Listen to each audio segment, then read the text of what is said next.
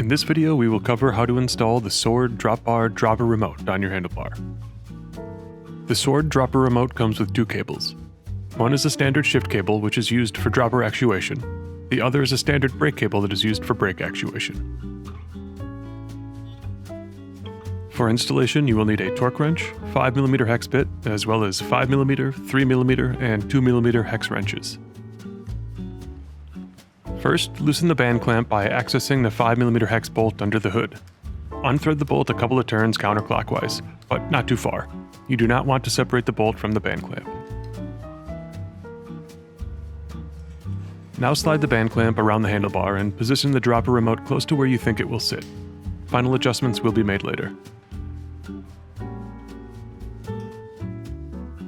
A good rule of thumb is to adjust the height on the bar until the top of the dropper remote hood is flat, or a little bit angled back toward the saddle.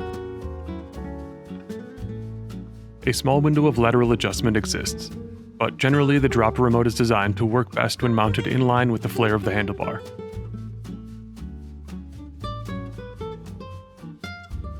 If the right shifter is already installed, position the dropper remote to mirror the right shifter. Make sure the levers are lined up with the handlebar and torque the band clamp to 8 Nm.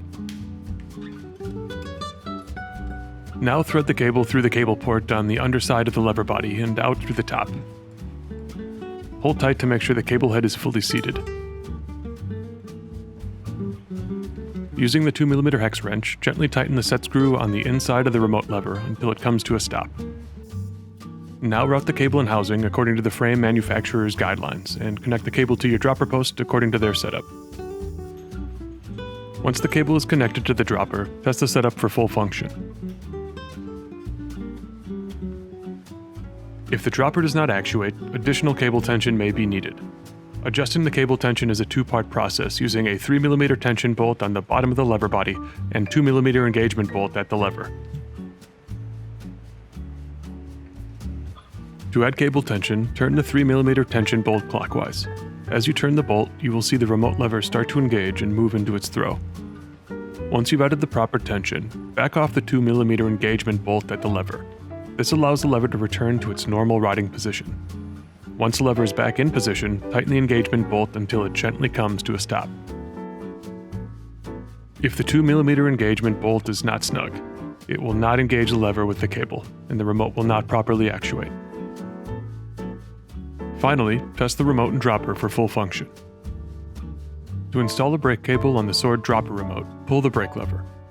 Then pass the brake cable through the cable head seat inside the lever body and make sure the head of the cable fully seats in the lever body.